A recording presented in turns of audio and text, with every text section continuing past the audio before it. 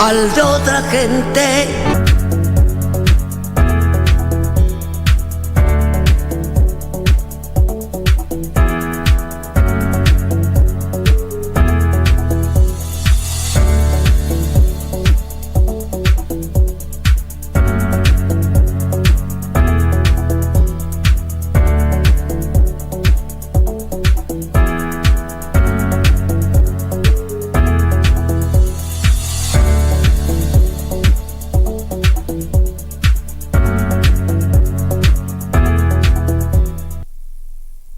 Pata mtumaini Mungu kama skiza tune, bonyeza *811 *815#. Mtumaini Mwenyezi Mungu kwa moyo wako wote, wala usitegemee akili zako mwenyewe. Umtambue Mungu katika kila ufanyalo, naye atazinyosha njia zako. Usijione wewe mwenyewe kuwa mwenye hekima. Mche Mwenyezi Mungu na kujiepusha na uovu. Methali 3:5-7. Kupata mtumaini Mungu kama skiza tune, bonyeza *811 *815#, *811 *815#. Quiero amarte.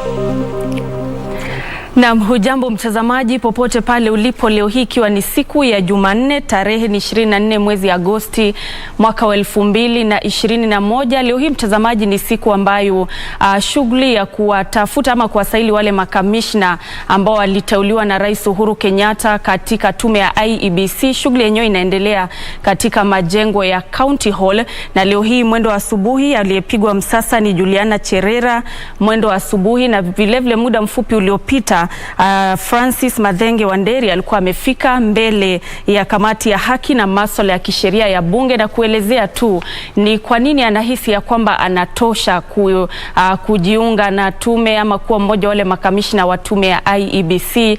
Na bila shaka kumbuke ya kwamba baada ya shughuli yenyewe ya kuwasaili wale makamishna iliyoanza mwezi mmoja uliopita, ambapo kulikuwa na takriban wawaniaji 36, basi Rais Uhuru Kenyatta aliwateua wane ambao ni Juliana Cherera, Francis Madhenge Wanderi, Irene Masit Cherop na Justus Abonyo, na waliosalia kwa sasa hivi kusailiwa ni Irene Masit Cherop na Justus Abonyo. Na bila shaka mtazamaji, ni mazungumzo ambayo tunazidi kuandaa hapa kwenye studio kufahamu ikiwa tume ya IEBC sasa hivi kuna matumaini ya kwamba Wakenya watakuwa wanapata imani na tume hiyo. Na hivyo basi, ili kuendeleza mjadala huo kwenye studio, nazungumza naye Zakaria Baraza ambaye ni mfanyabiashara na vilevile mwanasiasa. Tutakuwa tunaangazia hayo yote hapa kwenye Tamrini, na kisha tutakuwa tunakupeleka pale County Hall kuzidi kupata shughuli yenyewe inavyoendelea. Karibu sana Zakaria kwenye studio zetu leo hii, na pengine tunapoanza tuzungumze tu kauli yako kuhusiana na mchakato mzima tangu ulipoanza hadi kufikia sasa hivi. Unahisi vipi kuhusiana na mchakato mzima? Okay, kwa majina mimi naitwa Zakaria Baraza, mimi ni mfanyabiashara Nairobi hapa. Leo hii nafurahia kuwa katika studio ya KBC.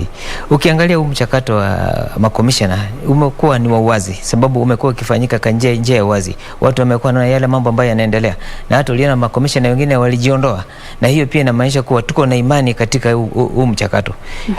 So mimi naamini kuwa yale yameendelea kufikia wakati huu, watu wako na imani, sababu watu wamekuwa wanaona inaendelea kuwa sio ile ambayo wakati ulikuwa unafanywa kule interview ama wanachaguliwa na watu bila kupitia ile mchakato ya Wakenya. Na pia utapata kuwa watu walipewa nafasi ya kutoa maoni yao kuhusu wale watu ambao wako katika majengo ya bunge, na kama watu walikuwa na tashwishi ama jambo lolote waliweza kuandikia commission na ile panel ya interview wakati huo, na pia kaweza kuangalia mambo yale. So naona ni umeendelea katika njia nzuri. Naam, kwa sasa hivi inaarifiwa kwamba ile shughuli ya kumsaili Irene Masit Cherop inaendelea. Hivyo basi baraza tutakuwa tunarejea kuendelea na mjadala huu, lakini kwa sasa hivi mtazamaji, ningependa kurejesha pale katika majengo hayo ya County Hall ambapo Irene atakuwa anasailiwa baada ya muda usiokuwa mrefu. Anajiandaa na tutakuwa tunakupeleka pale ili kupata shughuli hiyo, na kisha hapo baadaye tutakuwa tunapata Justus Abonyo ambaye vile vile atakuwa anasailiwa na kamati hiyo ya bunge ya haki ya masuala na kisheria. Kumbuka ya kwamba ni mchakato ambao ulianza muda mrefu uliopita. Mwezi mmoja uliopita takriban wawaniaji 36 wakapigwa msasa na kisha 4 wakateuliwa na Rais Uhuru Kenyatta, na hivyo basi tutakuwa tunarejea pale baada ya muda usiokuwa mrefu. Pengine baraza tuzungumze kuhusiana na uwazi ambao umeshuhudiwa kwa sasa hivi, manake tumeshuhudia kwamba shughuli yenyewe kuwasaili hata kuwahoji wale 36 ilipokuwa ikiendelea ilikuwa inafanywa kwa njia ya uwazi, mnaitazama moja kwa moja kupitia kwenye runinga. Hebu tuzungumze kuhusiana na umuhimu wake. Umuhimu wake, shida kubwa ambayo iko katika commission ya Kenya, sio hii commission pekee yake, ni commission nyingi sana, ni kuwa imani ya Wakenya kuwa nayo, na pia imani ya wanasiasa. Sababu utapata kuwa wanasiasa hao ndio huhakikisha kuwa Wakenya wako na imani ama wana imani. Sababu tukiwa na interview kama ina wanasiasa waingize siasa ndani, waseme hatutaki mtu fulani, watu huwa wanapoteza imani. Sababu ukiangalia katika nchi ya Kenya tuko na mirengo.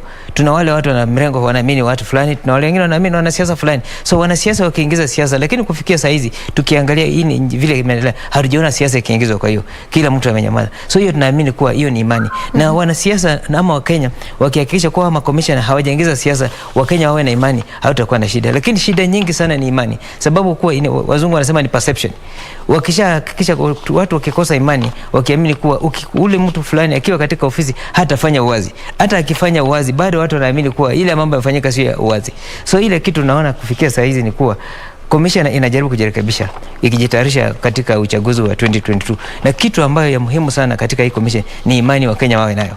Sababu bila imani hawatakuwa na imani katika yale matokeo ambayo yatatokea. So mimi nimefurahia hiyo uwazi ambao umeendelea, na pia commission pia ikae chini iangalie yale mambo ambayo yatafanya yawe yanafanya mambo katika ya uwazi. Sababu hakuna haja mfanye kama saa hizi interview kwa uwazi, lakini mambo mengine baada ya kuingia katika afisi tusikuwe na ile uwazi ile. Hiyo ndio kitu ya muhimu sana katika election yote katika dunia mzima, ni imani. Watu wakiwa na imani ni kama hata ukigonjeka ukienda kwa daktari, kama huna imani hawezi pona, lakini ukiwa na imani utapona. So mimi naamini kuwa commissioner inasikiza mambo ya watu, yale mambo wanasema, na hao commissioner pia wanasikiza mambo ambayo ili wakiingia katika afisi wafanye katika njia ya uwazi. Wakifanya katika njia ya uwazi hatutakuwa na mapendeleo yote. Na pia naomba wanasiasa, sababu shida nyingi ni wanasiasa. Sababu ukiangalia katika Kenya tumekaana katika mirengo, ile mirengo ya wanasiasa fulani na mirengo ya wanasiasa fulani, na mwanasiasa mmoja akisema kuwa hii commission hana imani kwa commission, wale wafuasi wake wote pia hawatakuwa na imani katika ile commission.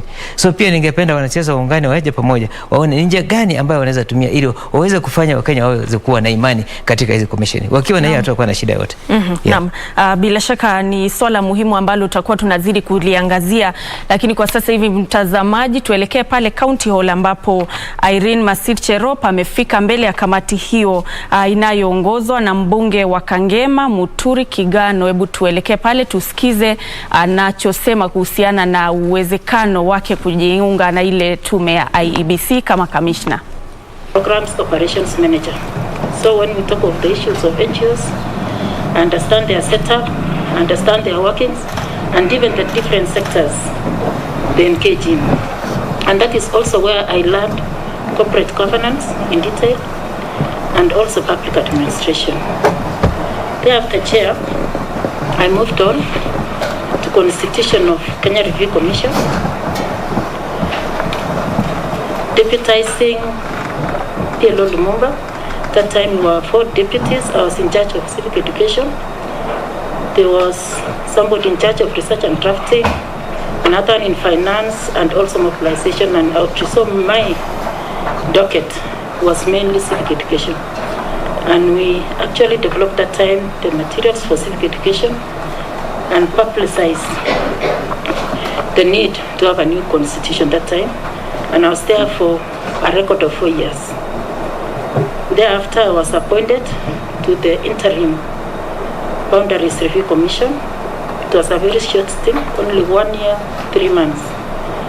But I can say it is a key institutional memory because that's where now I learned the matters of electoral processes.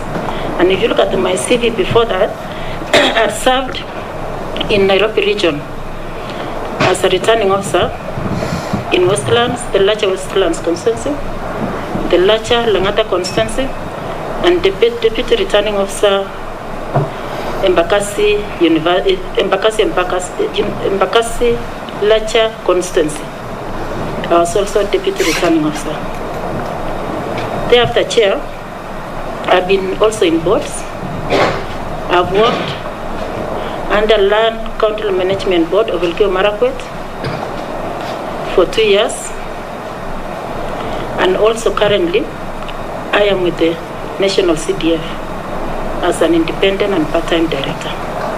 Chair, if you look at all those experiences which I've mentioned, and looking at the duties and functions and responsibilities of IBC, I can say I fit on well, because in it, I bring electoral management in it, I bring public administration and governance, I bring also matters of finance, because at the CDF board, I've been chairing the Finance, HR and Administration Committee, which at least I've learned some skills. So, Chair, I think that is briefly to do with me. And in total, I have over 21 years experience in both public and non-government work. Thank you, Chair. Yes, members. Any questions? Yes, Mheshimiwa Tamara. Thank you, Irene, for your presentation. For the advocates on this committee, we look forward, and congratulations, and we look forward to seeing you admitted to the bar. My question is probably more rhetorical. What are your views on the delimitation of boundaries and it's more of a political question now, and how, what is the urgency on, I know that it's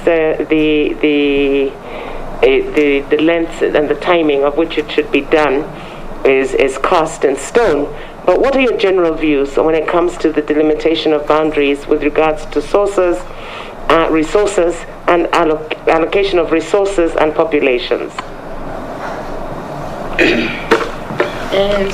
Chair, I want to respond this way. First, from the legal point of view, the law said if boundaries are to be used if the boundaries are to be applied at the next election, they should have been ready 1 year before that election, and it's done between the period of 8 years and 12 years. So the constituency boundaries might not be fileable, but it talks also of ward boundaries, which are done periodically, and that one it doesn't give any time frame. So, Chair, this country, if you read the Okware report, it was trying to address first injustices and gerrymandering. As we talk today, we have two issues to do with boundaries. One, we have those which have been protected, and two, we have those which are overpopulated. The constitutions talk about diversity and inclusivity. So what is the way forward? If we cannot do the boundaries, there are things we can do to address these issues. One, we can look at the larger constituencies. We review the wards and give them extra wards for now, because even CDF, when we devolve resources, we devolve equally. And those which are large suffer really because they are Kenyans also. So we need to see how we can bring everybody on board, and also maybe developing CDF, we can put criteria of wards. We give to constituencies, but taking into account the number of wards, so that everybody feels represented and also feels the resources reaches every Kenyan equally. 2, we have these constituencies the 27 which are protected. From the time the population was done, we don't know if their numbers have increased or not. They are Kenyans, and it's very difficult to remove something which a Kenyan already has, because most of them are marginalized. The terrain there is not good. So I urge Parliament that should be an issue we need to look at it before elections, so that everybody feels to belong. Because we need to have one indivisible nation. Because if you take away something which somebody also has, it's going to be a problem, Chair. So it's upon Parliament to review some of these election laws. We see issues which doesn't touch fundamentally on the Constitution, which can be done before elections. So I think we have to address those issues, and if possible also, I'd propose something like IPPG. We come together, political parties and key leaders, to look at it together and address those issues. It was done. That time it can still be done. Thank you, Chair. Any other question? Yes, Kamote. Then Kamote, then Wangwe. Kamote, Wangwe, and then Mheshimiwa Bishimu. Thank you, Chair. First, I will congratulate you for having come all the way. In Kenya, I think we've even become a benchmark when it comes to election. We've seen some countries coming to our IBC to learn some issues. And I think one of the things that we as Kenyans are proud of is having embraced the fact that votes be counted at the polling stations. We've seen that, in fact, when you go to the constituents tallying, you get very few candidates. It's only those who have already, who are sure of being winners, who attend this, and that's a good thing. However, we've had problems of transmission of the results from polling stations to the national tallying centers or even our constituents. We've had a problem there. We find that the figures sometimes don't change when they are transmitted. So as a commissioner, if this house, if Parliament approves you, how do you intend to tackle this problem of transmission of votes so that we can bring back credibility and have transparency reign in that particular section, because that's where many problems emanate from. How do you intend to tackle that if you come on board? Thank you, Chair. Thank you, Chair. Chair, allow me first and foremost to congratulate Masit for having been nominated. I vetted her in the board of NGCDF and also worked with her in the same board. So, and also referring to your CV, you are still a member of the NGCDF board. Should Parliament approve this, your appointment, and thereafter be appointed as a commissioner, between the two functions, which one are you likely to drop? Thank you. And the second one, Chair, IBC is likely to, many elections, Madam Masit, face electoral violence before, during and after. What is your take in terms of sustaining transparency in election management process? And finally, Chair, I just want to indulge Masit that IBC keeps a register of voters, but also it's your role to make sure that the nomination process is prudent, is good, and also the disputes come before you. Yet you don't have the same register that you refer to. Just make a highlight on what you think should be done on the register of voters. Thank you, Chair.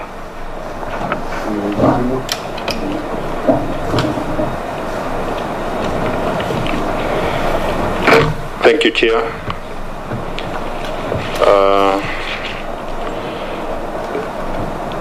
You've had a touch in elections through participation as a returning officer and a deputy returning officer. Were you able to pick some areas during elections that require improvement? And now that you're here for vetting, for approval, and subsequent appointment, should you succeed, what are those areas that you feel that you can improve as a commissioner? Finally, there are so many people who usually leave their houses very early in the morning and come back or vote very late. But at the end of the day, their votes do not count because they are declared as spoiled votes. And I've seen in Kenya, in the previous elections, they ran up to and in hundreds of thousands. Those are Kenyans who are usually denied the right to vote. No, they have been given an opportunity, but their votes end up not counting at all, even after toiling that much. What will you take to the commission should you succeed to make sure that that does not happen in the subsequent elections? Thank you. Okay, answer the question. Are there any other? Yes, Zuriko? Okay, thank you, Chair. I have two quick ones. First, I'd like to congratulate Madam Irene for making it this far. My first question is, I've seen that you've written a dissertation on employee counseling and stress at work.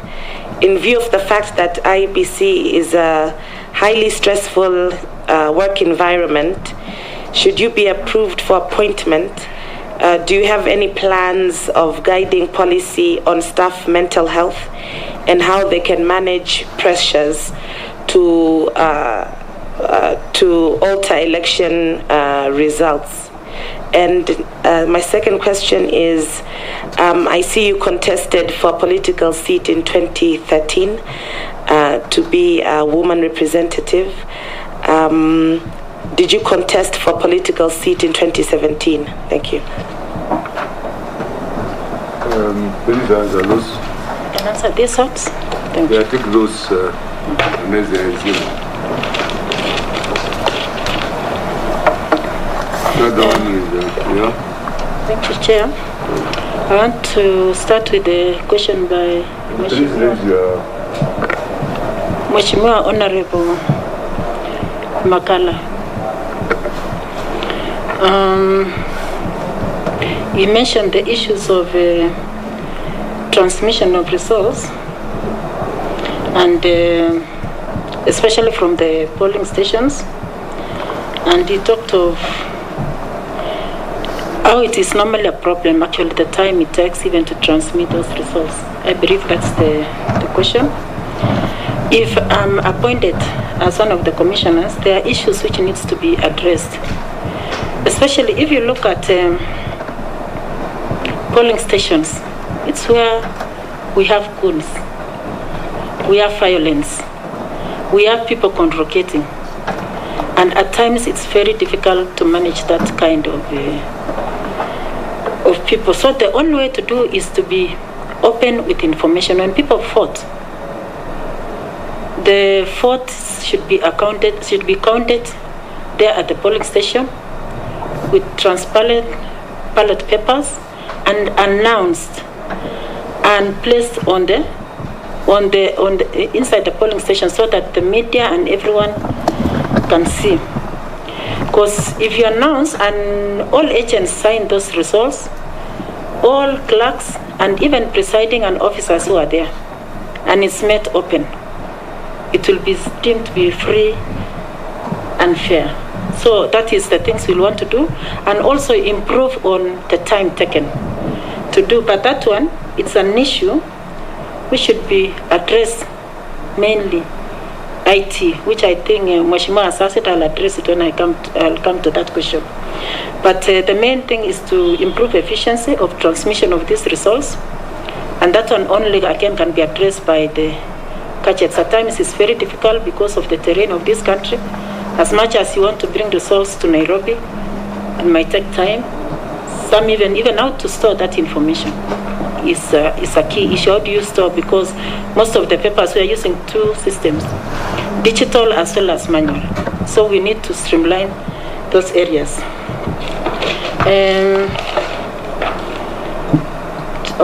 For Honorable Wangwe, you mentioned that I'm currently an officer or a director with NCD, but what happens if I'm nominated? I'll resign as a member of National CDF because public service or a public servant, you are not supposed to have two government jobs at the same time. It is not allowed by law, and there are those values which are stated in the public service code of conduct, so I'll abide by that. And one is supposed to also have one job at a time. And you talked about also electoral violence. How will handle? There are various codes of conduct.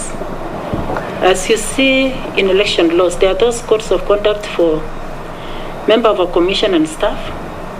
There are those for political parties, and even anybody else. So people have to abide. We have also Leadership and Integrity Act, which guides us, and also even Public Ethics Act. So there are various laws. It's only that to ensure that they are implemented to the letter. Because if they are not implemented, there's no need having them. So there are ways which those issues can be addressed, and we are a law-abiding country. So it's good to stick and go by the law. There is also an issue you mentioned on registers. You said political parties have their own registers and IPC have their own. Which way? My take is that I would go for IPC registers. Why? Because one, they have the gadgets. When people are registering, the fingerprints are checked, and those are gadgets which political parties don't have. They have processes because that's their main mandate. And also to be sure that even as a political party, you are going to nominate somebody on behalf of your party, it's good to use the same register so that you know this person has been cleared by respective agencies like SEC, CID, because those are most of the things which IPC will check on as people register, and that's why we have even laws when somebody is found to have committed an offense. They are not eligible to vote. So I would advocate that maybe IPC should share such registers with political parties, and again it's upon Parliament to give that direction. On Mheshimiwa Kithinji, you talked about goons and time taken to vote. First, actually I'll talk of voter education. We need to intensify voter education. If you look at the Constitution, it doesn't provide for civic education, which normally comes before voter. And since it's not there, maybe when you revise laws, we should include voter education, which starts before even election, so that it is even inculcated in school curriculum, so that people can understand the values of this country. They can understand the Constitution. So it used to be it used to be something when we were in school. I don't know, I can't remember the name, but we need to bring it back. And then further education. But mainly, I want to dwell on the issue of IT. IT is very crucial. If IPC was to concentrate majorly on IT, we will not have chaos. People will not be congregating in polling stations to see what is happening. People will vote from the comfort of their homes, from their offices, even abroad, without necessarily having to walk all the way to a polling station because of logistical issues. Even most people, even when they reach there, they're old. If you need to get somebody to carry them, it's an issue. Most of their fingerprints, they have been erased. They take time trying to verify them. There's time taken to assist them to vote. So if we went digital, in fact, we will not be having one chaos, we will not be having problems to say the results were stolen or what, because everything will be. So IPC needs to invest very, very, very heavily on IT, because the main aim is just to get a credible, fair, secret election. And that's it's actually as simple as that. If we were to follow the law and the things required, most of the issues can be addressed by investing in technology, because even other developed countries, that's what they are doing. And it will also take care of the votes, where people complain that there are votes, because every vote should count. And voting technologically, it also saves time. They'll be not saying the results were not transmitted. In fact, the gadgets will be put everywhere, so that when you're in a constituency, when people vote, you can just be seeing as they come. You might not see the person, but you'll see the totals real time. So it will be efficient and effective. Thank you, Chair. I hope... oh yeah, I have one more. From Madam Honorable Senator. She talked about dissertation I did. It was actually a focus on public service. That time I was in public service, and you find there's a lot of stress in public service. And I went ahead also, that's why I did the other course on counseling to back it up.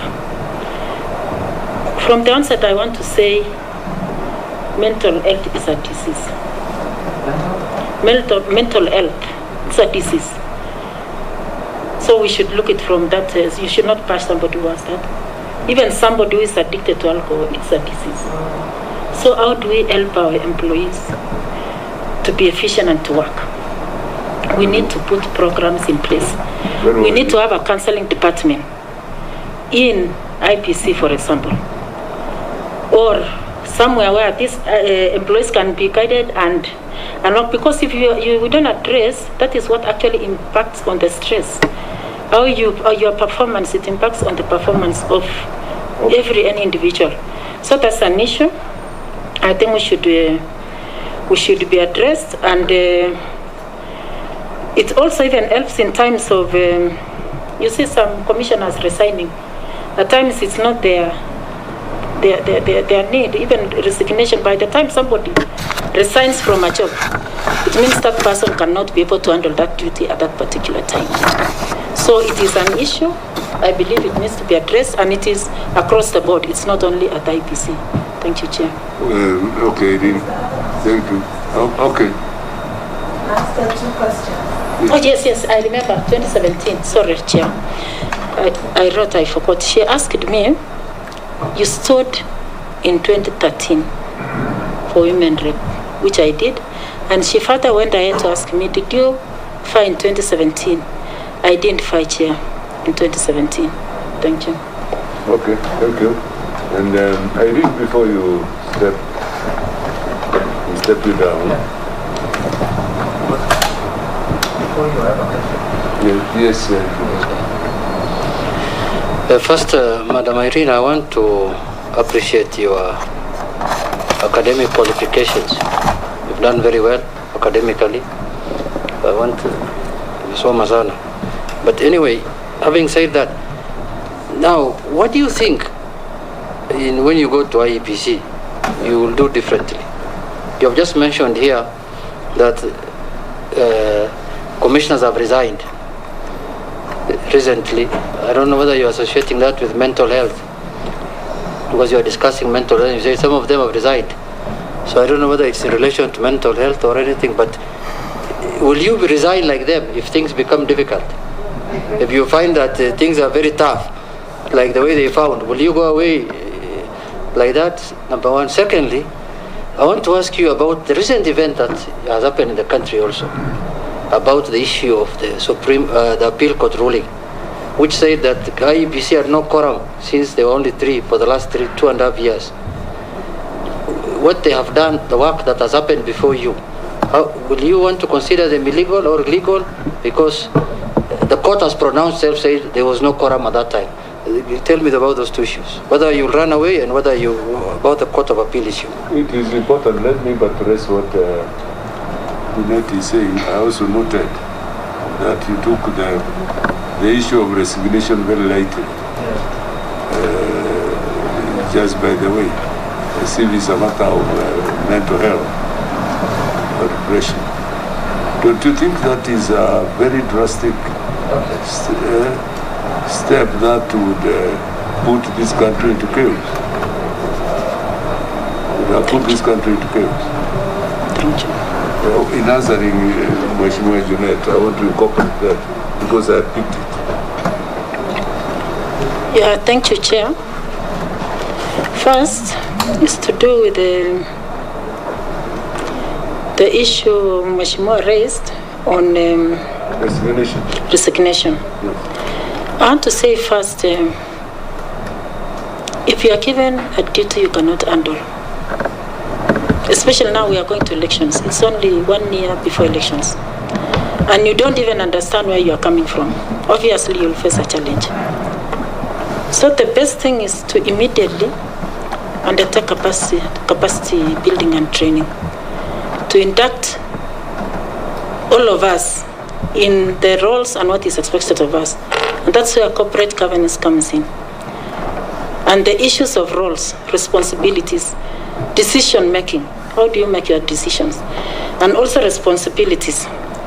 So, and collective responsibility. So those are issues which should be done immediately, so that even as we go to the field, we understand our roles very, very well. Training and capacity building is continuous. You cannot just say, I did in university, I've done well. It's a continuous process. And every time we do our work, we need to be going back to the drawing board and see where we've done well and where we need to improve. And consultation. We have to consult with key government institutions. Though we are supposed to be independent, we are also interdependent.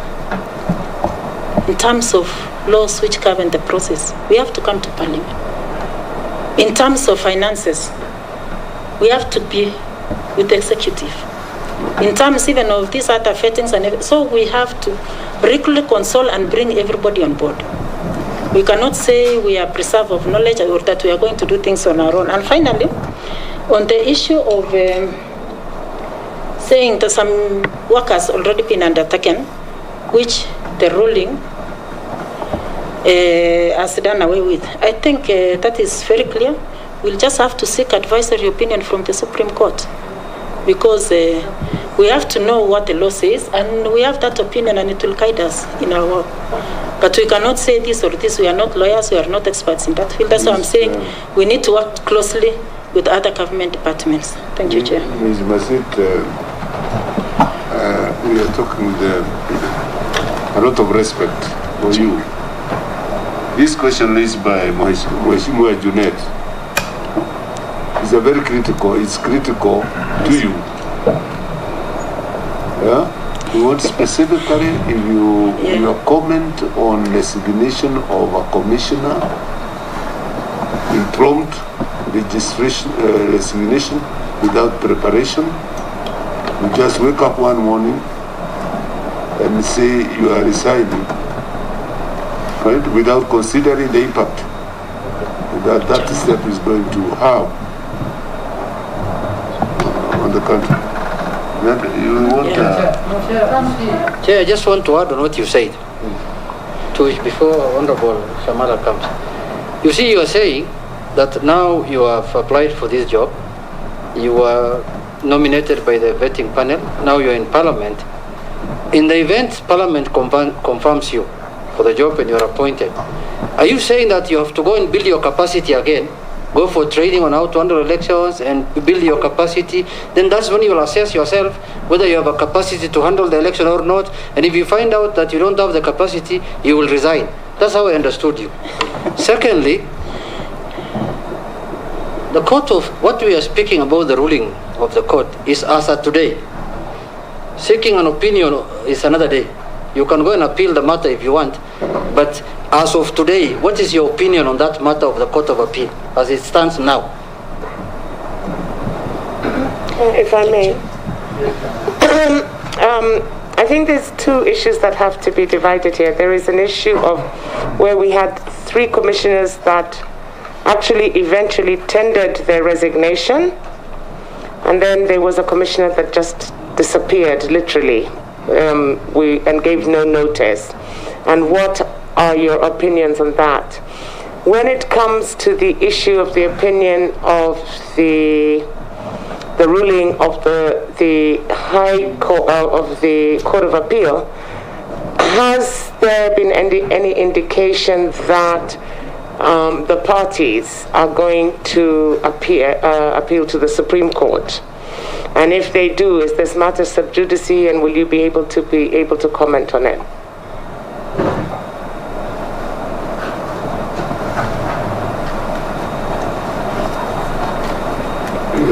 Dr. Sponja?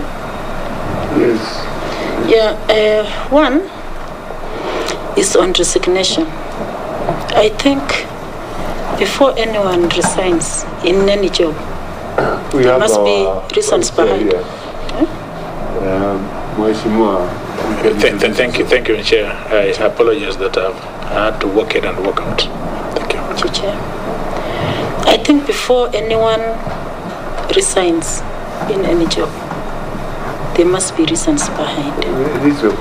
There must be reasons behind.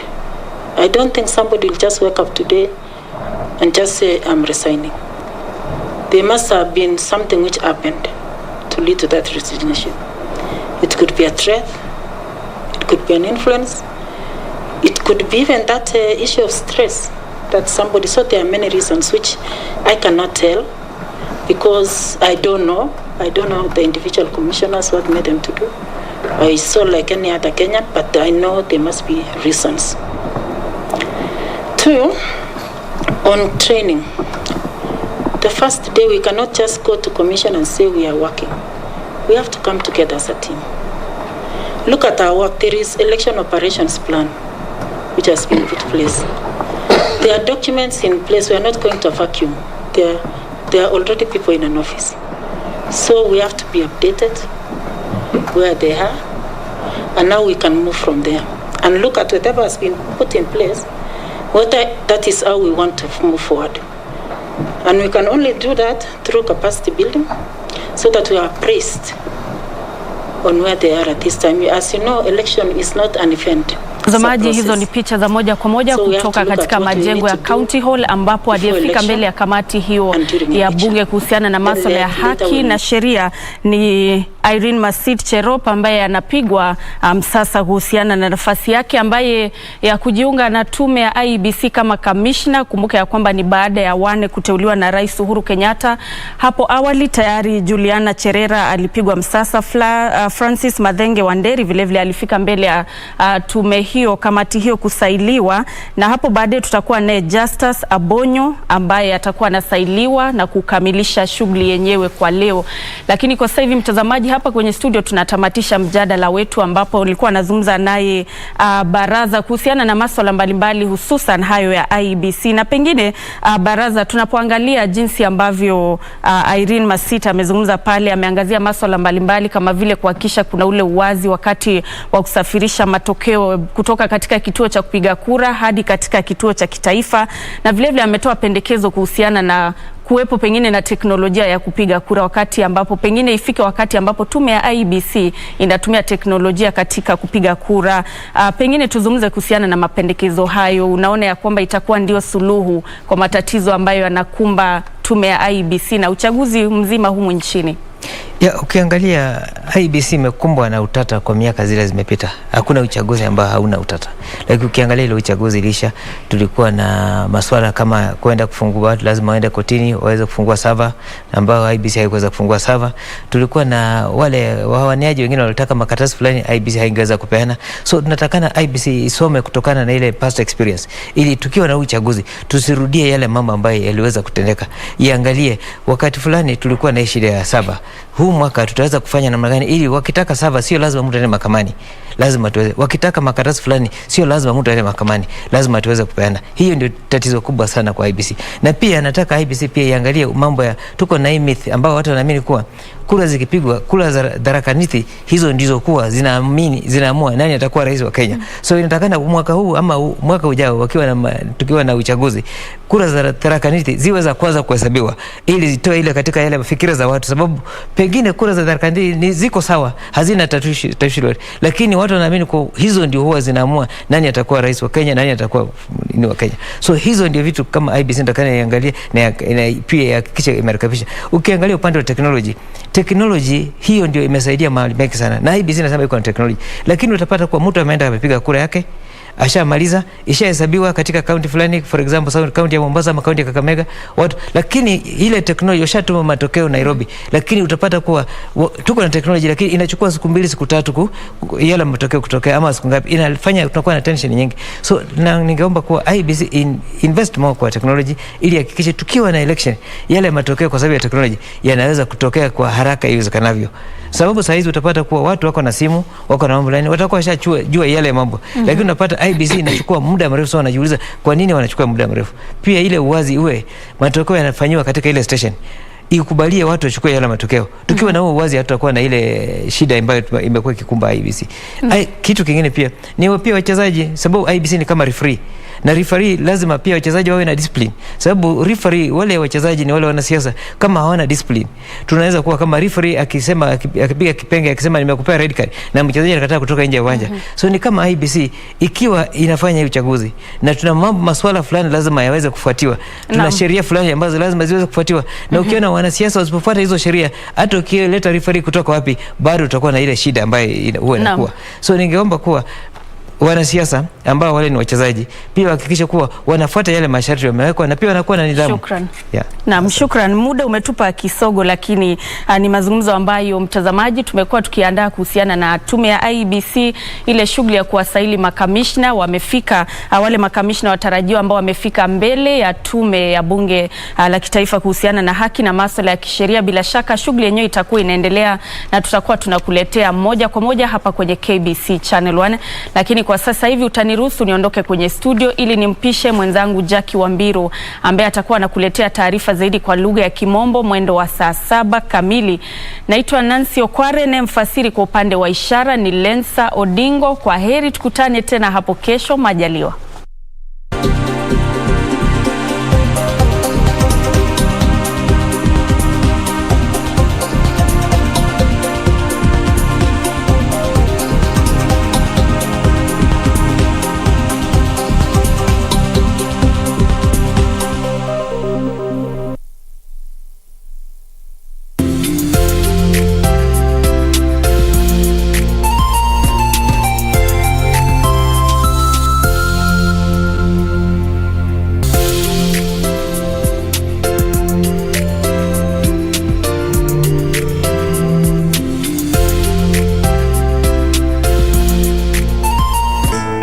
De una forma diferente, de otro modo. I used to give my support to Madame Lucrecia because she's the mother of Lucio. Now I know that Lucio is very lucky to have you. But hey, at least all your land is mine now. Let's talk to my lawyer and finish this. No, not so fast. You're going to have to get Max out of jail, and then I will give you my land. You always think about others before yourself. And I'm really sorry, but I really think that Mr. Maura is already dead. It's been weeks since he disappeared. Why are you here in the office of my father? I am the president of this company now. Did you forget that?